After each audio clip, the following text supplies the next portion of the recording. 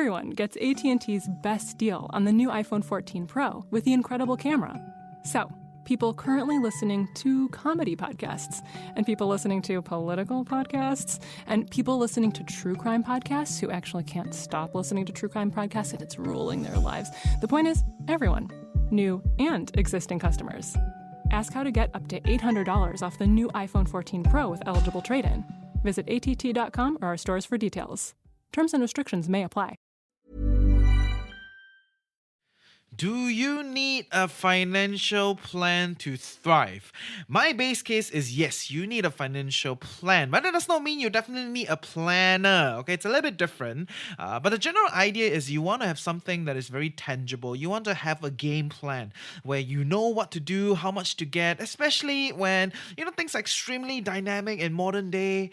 There's so many things you want to do, so many new experiences, and every time you experience something, you want to change your goals. So all those kind of stuff, and it's actually not that foreign to plan for things. We do a lot of planning in other aspects of life, like career planning, right? When we're in the university or when we join a big corporation, we plan our kids' education path. We plan a lot of different things. But then why don't we have a financial plan?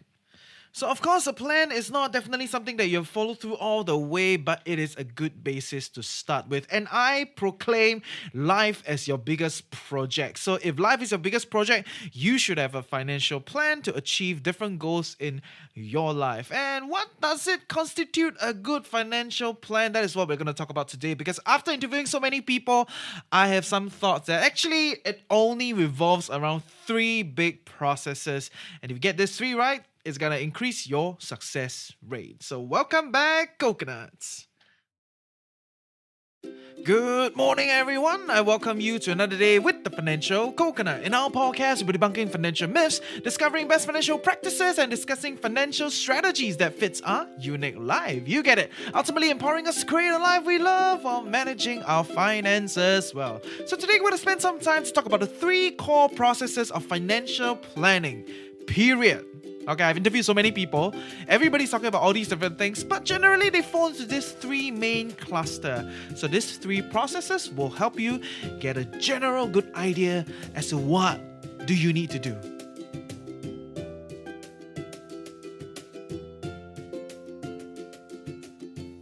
So I think many people have shared sufficient story about financial planning. Okay, so financial planning is not financial advisors and not wealth advisors and all those kind of stuff. Okay, financial planning is essentially just having a plan, having a strategy to go about achieving your goal. But for a lot of people, they do engage financial planners and they do engage wealth advisory to help them in this process. All that being said, I will not go deeper into all the horror stories out there. I think there are already a lot of talk out there about financial planners in general. But that is not to say that all of them are evil. In fact, I personally believe that many of them are great individuals. Whether or not are they great planners and whether can they serve my needs, that's a different question. But I don't think they're like evil vampire trying to eat you, okay? So that's not the case. But I do have some qualms about the general financial planning space that I want to put out, okay? And one of it is that there's a very heavy sales-driven incentive system. So what does that mean? Because most of the financial planners here today, they are paid on a commission from the amount of products that you purchase. So while not everybody wants to sell you more than what you need, the moral dilemma is actively at play because, the more you buy, the more they actually make. So for me, I find it problematic because, like I've pointed out, financial plan is a strategy, not a repertoire of financial products. Okay, and I will go deeper on this discussion as we go along. Most importantly is to know that I'm generally uncomfortable with the current incentive system. And the other thing to note is that most of these financial planners out there are sales trained. So when you talk to them about their product, they're amazing. They know everything about their product inside out. They take licenses, they take exams. So there's no lack of knowledge about their product. But generally what I observe is there's a general lack of knowledge around financial markets, economic factors, and in general very weak about what is going on in the broader financial world. My basis, I believe, is they rely heavily on the agency's research, and also because day in day out they're just doing a lot of sales activity. It's very hard to be learning about all these geeky financial stuff. But I do think that if you want to be a great financial planner, which I know a lot of you are listening into into, then you have to be able to understand deep financial knowledge, understand concepts, be aware of global trends, and be able to then present all these ideas to your clients to give them accurate advice and create a better plan for them. Okay, I do realize that sounded like everybody listening is a financial planner, which is not the truth. But there are a lot of financial planners listening in to the podcast, which is a testimony to the podcast, which is great. But for everyone, I think today, what I'm trying to go through with you is understand what are the major processes in developing a plan and recognize that actually you can also do it yourself if you want to do it. But my base case, like many other things that I talk about, it's not about DIY, but really about knowing enough to pick someone that can do for you as a profession. Okay, so whatever way you're gonna do, I think there are three main processes after interviewing all these people, and I'm just gonna get down to it. And the very first process of financial planning is setting goals and stretch goals. Of course, we can talk a little bit more about what are the differences between goals and stretch goals as we go along. But the general idea is you must have a target lah, right? Because all the kind of plan, whether you're planning a project, you're planning a career, you're planning education, whatever plan you want to plan, you need to have a goal, right? So this is something that I think it's really under discussed in the financial world. Everybody is talking about how to invest lah, how to save more money lah, how to reduce your debt lah, how to get cheap deal here, and all these kind of stuff. But the main thing that you're trying to achieve are your goals. So the very first step is not to find a financial planner or go and read all these blogs like what many people are doing essentially. But the idea is to sit down and ask yourself, what do you actually want? Why I think this is extremely important, because whether or not you're going to be DIYing your plan through reading all these different content, listening to podcasts, or whether or not you're going to find financial planners to help you do a professionally done one, whatever it is, if you do not know what you want, you become extremely susceptible to suggestions. Okay, let me paint you a little bit of picture. Okay, so it's kind of like going to a cake shop. I'm sure everybody love to go cake shop. Okay, or you like to go cafe. Okay, I like lah, right? If you follow our socials, you will see me going to a lot of cafes. Okay, but the idea is when you go to a cake shop and you know that you want cake, okay, but you don't know what you want exactly, right? You just know that you want cake. That's why you're at the cake shop, right? So you go to ask the seller. It's like, wait, what's your best seller? And the person will tell you, hey, our best seller is a strawberry shortcake, but actually deep down the corner of your eyes, you are eyeing on the Mont Blanc, right? The chestnut, amazing, beautiful cake that you don't get everywhere, and it's a little bit exotic. Deep down, you kind of want the person to say that is the best seller, but actually the price tag over there already put that the best seller is strawberry shortcake. Then you stuck, right? Because this is what you want, but that is what they tell you is the best. Then you try to take that advice, but then after that you come here, then it's like, actually, what do I want? Very messy, right? That's the idea. Because if you don't know what you want, you end up becoming in this state of choice paralysis. So not knowing what you want can generally be way worse than knowing that this thing that you want is very hard to achieve. Because if you know that this thing that you want to go about getting is very hard to achieve, then okay, maybe you can change your goals or try to use a better strategy and whatnot, right? To try to achieve that thing. But if you don't know what you want, then what are you aiming for? You don't need to bother about planning anything if you don't even know what is the kind of life that you're pursuing. Which is why I always say that if you have not sorted out how you want to live your life, you don't need to subscribe to long-term financial products. You don't need to do very comprehensive financial plan until you sit down and ask yourself, what do you want? So in your early days of your life, better ask yourself what you want. Try to experience different things and, try to see and envision what is the life that you can enjoy and love. And even if you're now in your mid-career and, you're asking yourself, why am I doing all this every day? Actually, I don't like it, right? But at least now you know you don't want those things. So, sit down, review what are your goals. That is very, very important.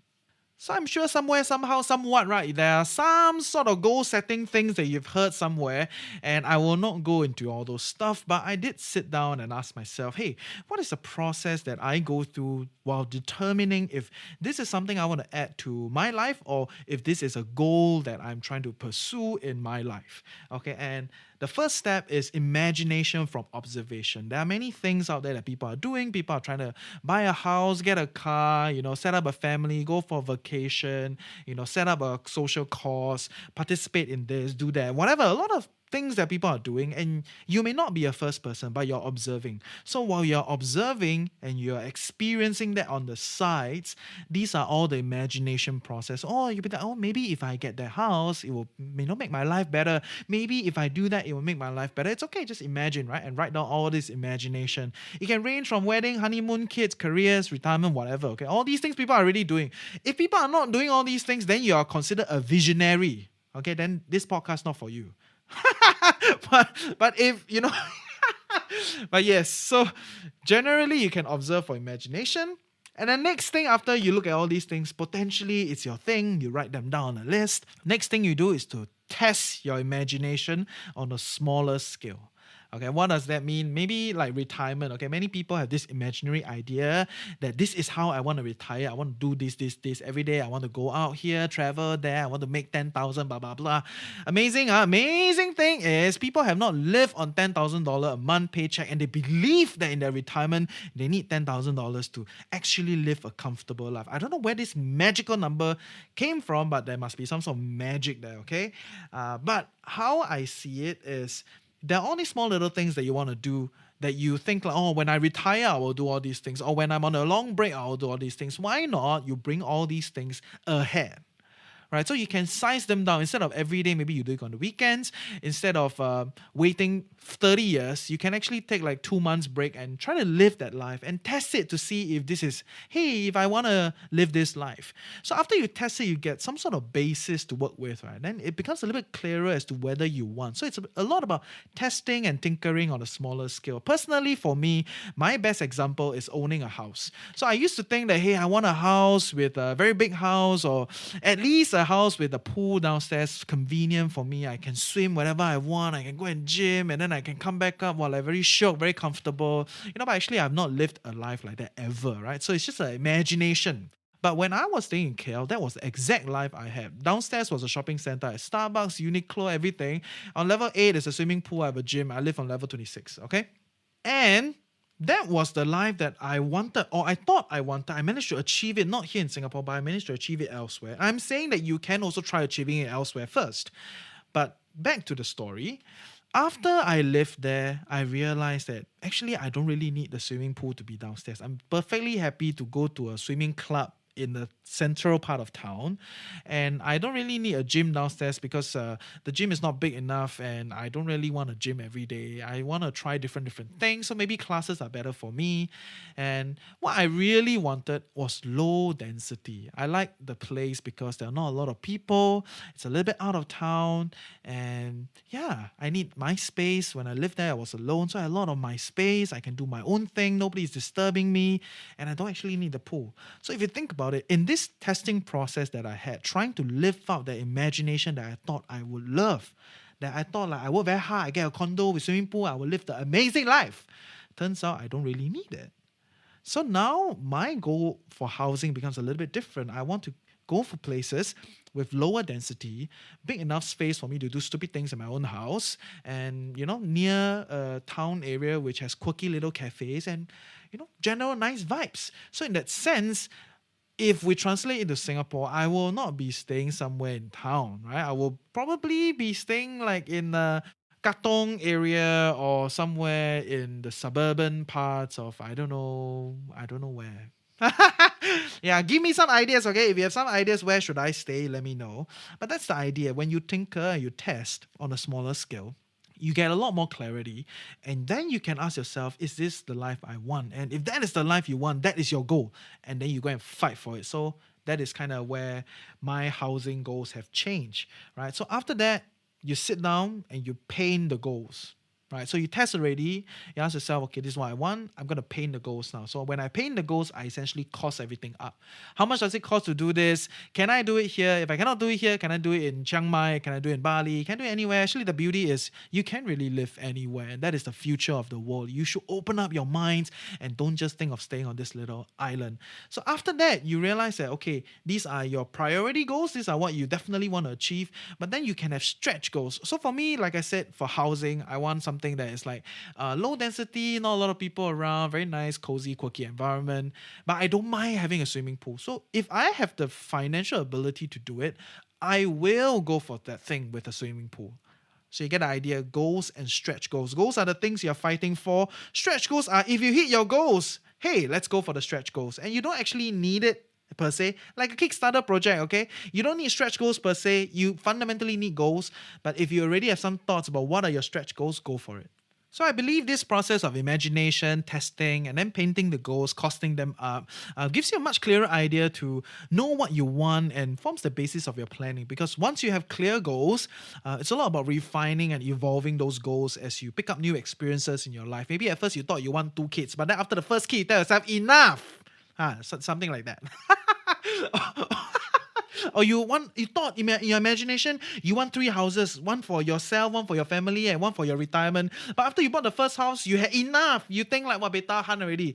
Okay, then you adjust your goals. But the idea is the goals generally don't change a lot. Okay, it's a lot about evolving. After you test it, after you go through a little bit of testing, you cement it, your goals will evolve over time as you pick up new experiences, but they don't change drastically. Okay, so set those goals.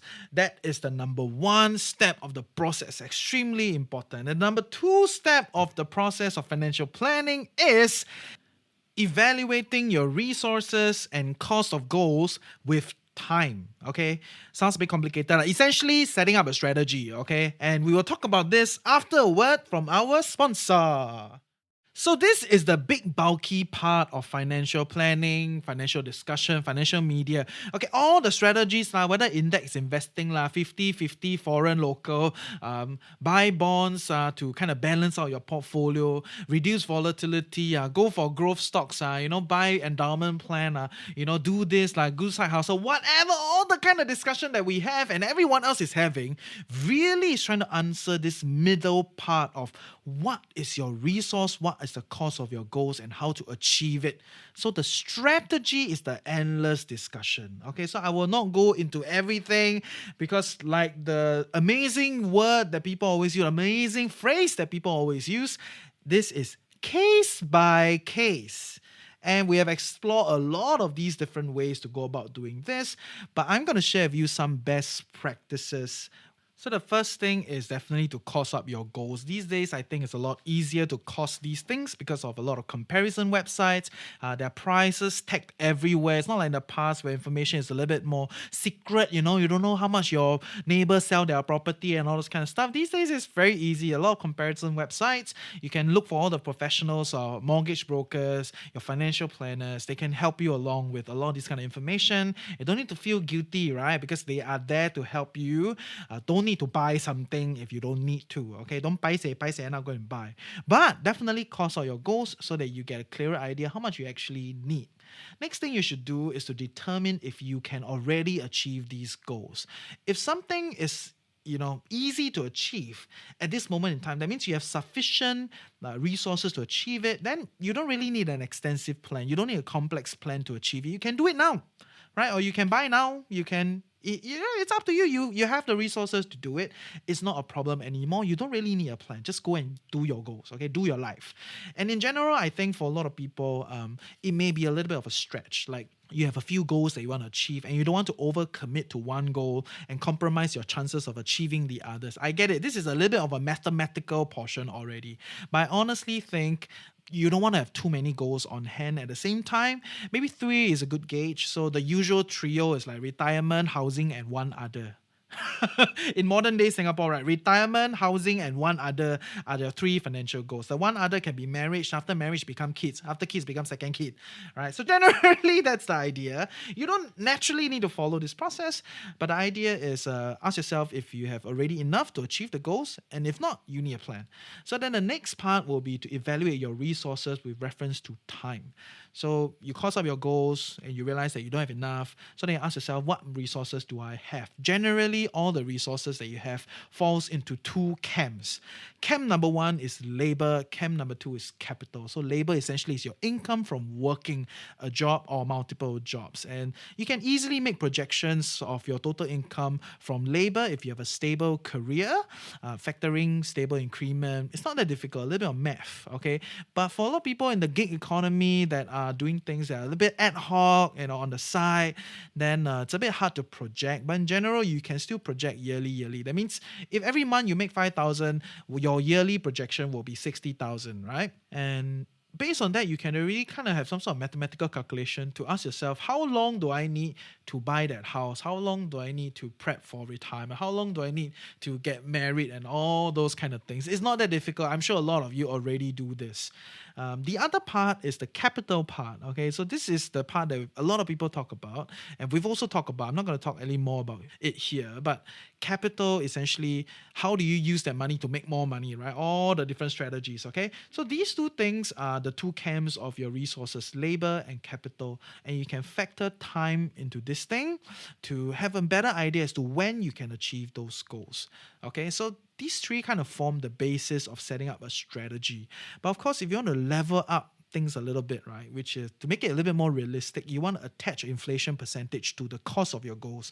Because the goals today may be 500,000, but in 10 years' time, maybe that same house will be 600,000 already. So you want to cost it up and kind of see what is the inflation value there, and also attach a reasonable time for projections to achieve your goals based on the resources that you have. Okay, because although you cannot do it now, you can do it into the future.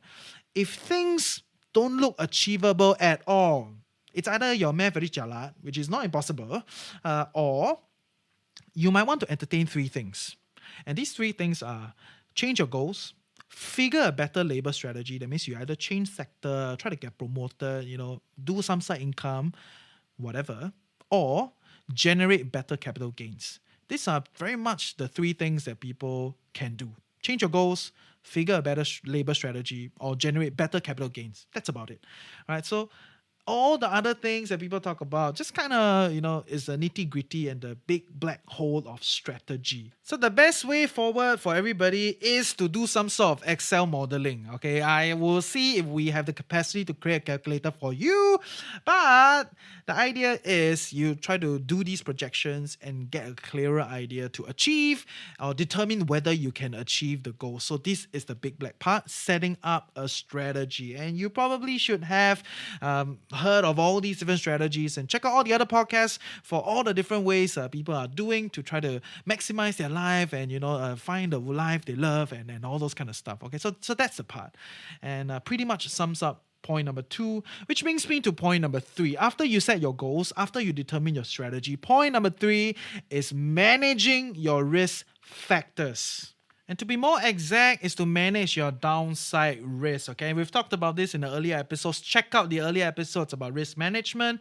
But a quick recap, and there are 3 ways to manage downside risk factors. Number 1 is risk avoidance. Number 2 is risk transfer. Number 3 is risk reduction. So by now, you should realize that all personal finance strategies are linked to 2 big camps: labor income and capital gains. That is the broader system in the capitalist world, right? So after you set your goals, after you set out your strategy, you evaluate your resources and all this kind of stuff, you link back to these 2 things of labor income and capital gains, whether these 2 things can lead to you achieving your goals. And based on that, you then manage the risk factors of labor income and capital gains. So we're going to start with labor income. So this is where your critical illness, disability, death insurance, they all come in here. All of these insurance policies are aimed at doing one thing: protecting your labor income. Because under normal circumstances, over the next 5 years, 10 years, maybe 15 years, these days things change a lot, but at least over the next 10 years, whatever money you're making can be easily projected if you are in a fixed career. So that is your labor income. But if something happened to you, in the course of your work, and you lose your income making ability, this insurance will cover you. And that's why they are managing that risk factor. You are transferring the risk of loss of labor income to the financial companies, to these insurance companies. Okay? So that's all they're supposed to do. They're not supposed to make you rich. So to make it clear, when you buy these insurances, they are here to manage the risk in the event that you lose your labor income, and that will then impede your strategy to achieve the goals that you want. See the link? Now link sui. So never ever go into a financial planning session and talk about products and products and products and products. Products is the last thing you want to talk. Insurance products are risk management tools, and that's the last thing you want to talk about. Talk about your goals, talk about your strategies, then we talk about this. And the next thing is capital gains, right? So we've talked about this a lot. Okay, 50-50, 60-40, foreign ownership, whatever lah. A lot of things talk about here, really. And the main thing that people talk about when it comes to risk management of capital gains is diversification. Okay, that's the main thing, right? You diversify, then you don't have concentration risk, you perform aligned with the market, and yada, yada, yada. That one, I will not talk about it. We've talked about it a lot, okay? But these are supposedly the best investing practices. So think about it, see if it works for you. And the last scenario where a lot of people would want to manage risk will be in the event of major capital outflow, right? So in Singapore per se, that would be like long-term hospitalization, fire or total asset loss, and that's about it. And why I say Singapore per se, because Singapore don't have universal health care, right? So you have to pay for your own hospital fees and all those kind of stuff. If you're in the UK, there's universal health care. You don't even need to care about hospitalization. Right, so different countries are a little bit different, and okay, maybe not a little bit, very different. So you want to look at your current situation. But the idea is to mitigate all these situations where there's major capital outflow that will impede your strategy, that will impede your goals. And that pretty much sums up the core processes of financial planning, right? So it's not just about buying a financial product. It's not just about, maximizing your investments. Or it's not even about, just eating rice and beans and fire and all those kind of things. All those things are just part and parcel of a financial plan. And I'm going to sum up today the 3 core processes of financial planning, period. Number 1 is setting up your goals and stretch goals. And you must know what you are fighting for. If not, if you don't aim, you hit anything and you hit everything. Okay, all sorts of random stuff. Number 2 is then decide what is the strategy for you. And in this process, generally, you want to look at your resources with reference to time. And the 2 major resources are labor and capital, because you're in a financial world, capitalistic society. Okay, and number 3 is then manage your risk. So if you can set your goals, you can have a clear plan what to do, and then you can manage your risk. Generally, you're off to a good start, and that is the core idea of financial planning. So I hope you learned something useful today. See ya!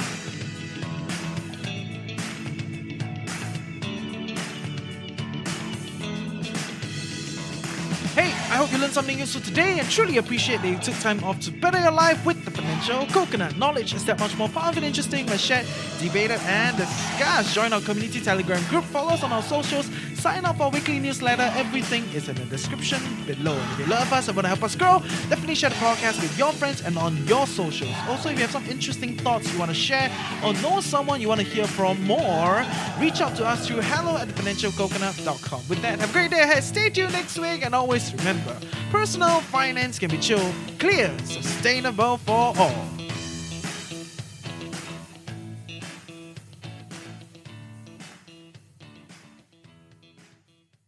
Woo, that was a long episode, and I tried very hard to squeeze everything into one episode. I hope you learned some good stuff. In general, I think these are the 3 main ideas. Everyone else is just trying to tell you, how to refine this, how to reduce that, how to optimize these. That's all it is, right? This is the core idea of financial planning. Goal, strategy, and then risk management. That's it. And yes, later this week, we're going to kickstart our series with Provident. So we did a series with Provident. If you don't know, Provident is the Singapore's first fee-only wealth management company, right? So they came on to do a 4-part series with us, and we're going to talk about young family planning, because most of you guys are just in the early days of setting up your family or entertaining this idea of setting up a family, and that is the first episode later this week. Next week, we're going to spend some time to talk about the power of retirement, or the power of mini retirement, because that is what I'm going to be talking to Provident following week. So yes, next we're going to talk about the power of mini retirement. I think there is a little bit of difference between taking a long holiday and embracing a mini retirement. And I personally think that we are going to fundamentally change the way we live. We are no longer going to be having one retirement. So how do we then better do mini retirement, and what are the benefits of doing mini retirement? That's what I'm talking about next week. So stay tuned and help us grow, share this, like this, follow us on our socials. We have a lot of new shows, go to our YouTube and support us lah. Thank you. See you guys. Everyone gets AT&T's best deal on the new iPhone 14 Pro with the incredible camera. So, people currently listening to comedy podcasts, and people listening to political podcasts, and people listening to true crime podcasts who actually can't stop listening to true crime podcasts and it's ruling their lives. The point is, everyone, new and existing customers. Ask how to get up to $800 off the new iPhone 14 Pro with eligible trade-in. Visit att.com or our stores for details. Terms and restrictions may apply.